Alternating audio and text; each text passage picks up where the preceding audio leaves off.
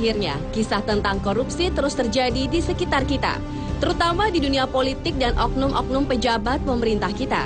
Dan kembali belakangan ini, dunia politik dan lembaga-lembaga pemerintahan Indonesia dihiasi dengan pemberitaan mengenai kasus korupsi. Kali ini kasus Wisma Atlet yang hingga saat ini pihak Komisi Pemberantasan Korupsi atau KPK telah menetapkan 4 terdakwa korupsi proyek pembangunan Wisma Atlet di Palembang senilai 180 miliar rupiah. Mereka adalah Muhammad Nazarudin, Mindo Rosalina Manulang, Wafid Muharramdam El Idris. Satu tersangka baru korupsi Wisma Atlet adalah artis cantik yang juga wakil sekjen Partai Demokrat Angelina Sondakh. Meski hingga kini Angie sendiri belum diperiksa sebagai tersangka, apalagi dilakukan penahanan. Selain itu, kembali terjadi kasus petugas pajak yang harta kekayaannya begitu amat menakjubkan. Bahkan disebut-sebut sebagai the next Gayus Tambunan. Hingga kini kasusnya juga masih dalam penyelidikan. Dan kasus-kasus berikut ini akan semakin mengukuhkan bahwa kejujuran memang terasa kian mahal harganya, apalagi bicara pengabdian untuk negara dan sesama. Berikut, On The Spot telah merangkumnya dalam 7 kasus korupsi terbesar sepanjang masa di dunia.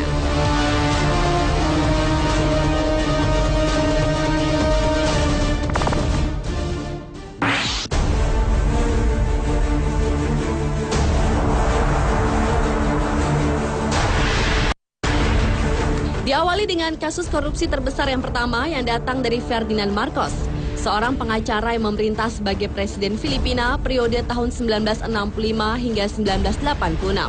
Selama 20 tahun kekuasaannya, Presiden ke-10 Filipina itu telah menggelapkan dana publik hingga miliaran dolar melalui Amerika Serikat, Swiss, dan negara-negara lain. Pada tahun 1986, Marcos terpilih untuk keempat kali pemilu yang diduga penuhi dengan kecurangan. Hingga akhirnya Marcos diturunkan dari jabatannya sebagai presiden dalam revolusi EDSA, sebuah revolusi damai di bawah pimpinan Corazon Aquino di tahun yang sama. Sementara istrinya Imelda diketahui meninggalkan lebih dari 2.500 pasang sepatu di lemarinya ketika ia dan Marcos melarikan diri dari Manila ke Hawaii. Di sana Marcos dituduh menggelapkan uang negara dan pinjaman dari luar negeri untuk kepentingannya dan kroni-kroninya, terutama pinjaman dari Amerika Serikat yang merupakan sekutu terdekat Filipina dan dinyatakan bersalah. Belum sempat menjalankan masa sidangnya, Marcos meninggal dunia di Honolulu pada tahun 1989 di usianya yang ke-72 tahun akibat penyakit ginjal, jantung, dan paru-paru. Diperkirakan Ferdinand Marcos telah melakukan pencucian dana sekitar 5 hingga 10 miliar dolar Amerika Serikat atau berkisar antara 45 hingga 91 triliun rupiah. Dan Ferdinand Marcos terdaftar oleh Transparency International sebagai pemimpin paling korup kedua di dunia dalam sejarah.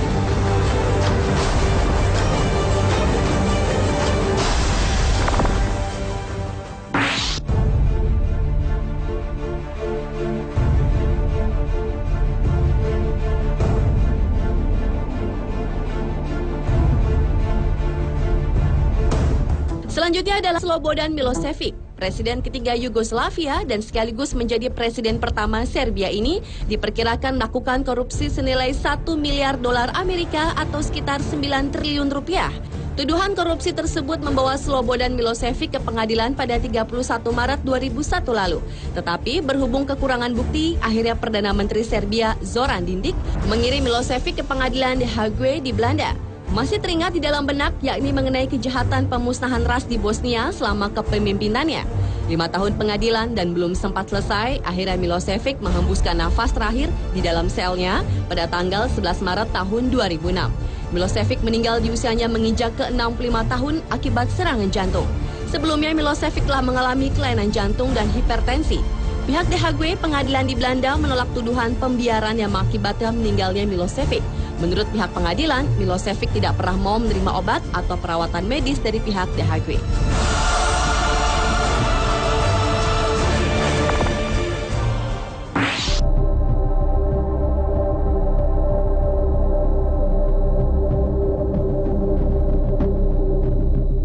Jean-Claude Duvalier merupakan pelaku kasus korupsi berikutnya.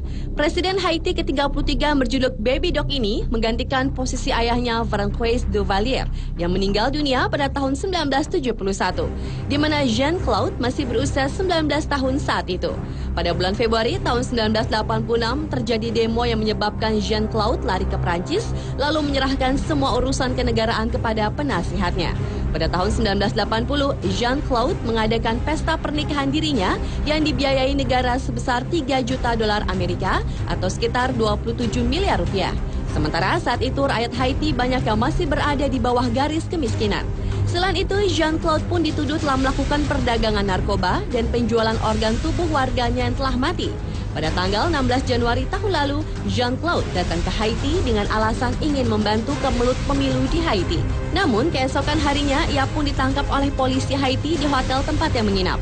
Dan pada tanggal 18 Januari tahun lalu, Jean-Claude dibebaskan dengan catatan wajib hadir setiap saat bila pengadilan membutuhkannya. Diperkirakan nilai korupsi dari presiden muda ini adalah sekitar 800 juta dolar Amerika atau sekitar 7,2 triliun rupiah.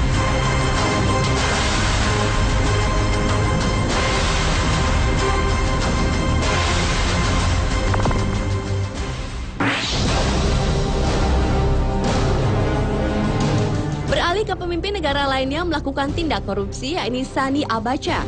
Menurut Transparansi Internasional, pemimpin militer Nigeria periode tahun 1993 hingga tahun 1998 itu telah merampok uang pemerintah senilai 5 miliar dolar Amerika atau sekitar 45 triliun rupiah, yang sama saja dengan 10% dari pendapatan tahunan Nigeria dari minyak dalam 5 tahun pemerintahannya. Menurut laporan berita di tahun 2002 lalu, keluarga Abacha setuju untuk mengembalikan 1,2 miliar dolar Amerika atau sekitar 10 triliun rupiah yang diambil dari Bank Sentral.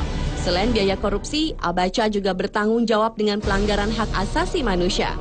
Meski terbukti bersalah, namun Abacha tidak menerima hukuman penjara karena ia meninggal tiba-tiba pada tahun 1998 di usianya ke-54 tahun dan dimakamkan segera tanpa otopsi apapun.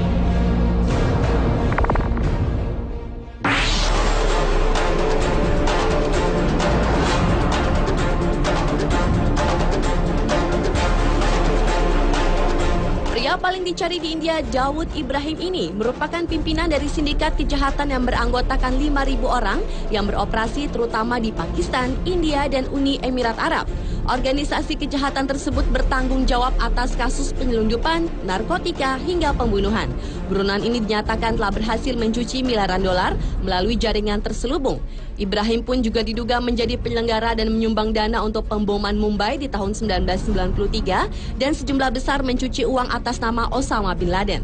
Pada tahun 2003, Amerika Serikat menyatakan Daud Ibrahim adalah seorang teroris global dengan kekayaannya diperkirakan sekitar 5 miliar dolar Amerika atau sekitar 45 triliun rupiah.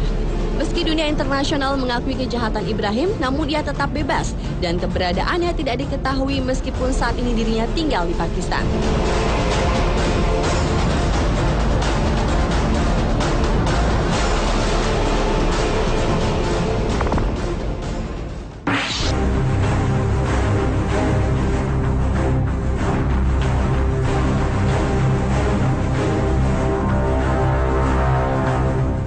Kasus korupsi terbesar sepanjang masa di dunia selanjutnya menimpa Presiden Kongo Mobutu Sese Seko.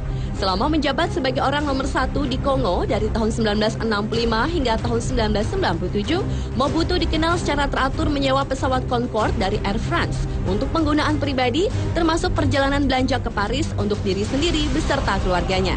Selain itu pula, menurut laporan terbaru, Mobutu banyak menjarah uang bantuan yang diterima dari Bank Dunia untuk pengembangan Kongo sekitar 12 miliar rupiah dalam 32 tahun ia berkuasa. Namun belum merasakan hidup di penjara, akhirnya Mobutu meninggal dalam pengasingan di Maroko di tahun 1997 saat usianya ke-67 tahun.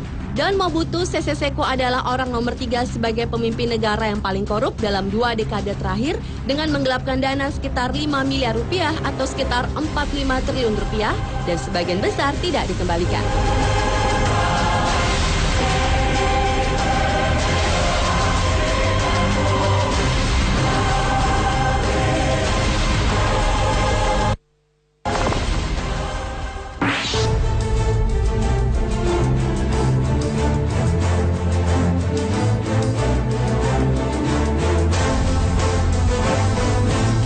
Dan kasus korupsi terbesar sepanjang masa di dunia yang terakhir adalah yang dilakukan oleh Pablo Escobar.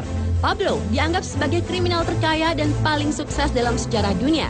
Pada tahun 1989, majalah Forbes menyatakan bahwa Pablo sebagai orang terkaya ke-7 di dunia dengan kekayaan pribadi yang diperkirakan sebesar 10 miliar dolar Amerika atau sekitar 91 triliun rupiah.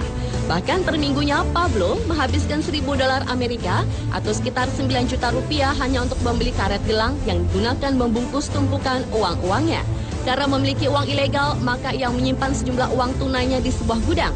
Atas kasus kejahatannya tersebut, akhirnya Pablo dijebloskan ke penjara yang sangat mewah selama beberapa bulan. Sementara di tahun 1992, Pablo melarikan diri setelah mendengar ia akan dipindahkan ke penjara lain dan akan dibunuh. Dan di tahun 1993, Pablo Escobar meninggal dunia karena bunuh diri. Dan ketika divisum, Pablo diperkirakan memiliki 1.000 luka tembakan di seluruh badan dan kakinya.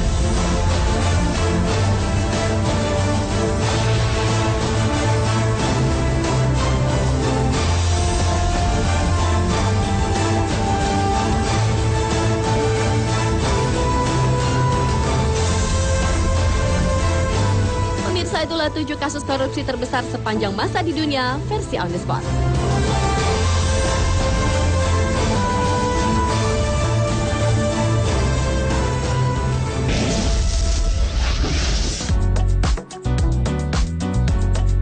Tahun 2012 ini banyak kejadian yang menggemparkan dunia. Salah satunya adalah fenomena-fenomena aneh dan langka yang terjadi di alam di berbagai penjuru dunia. Sesaat lagi, On The Spot akan mengulasnya dalam 7 kali dunia. Tetap di Trans 7.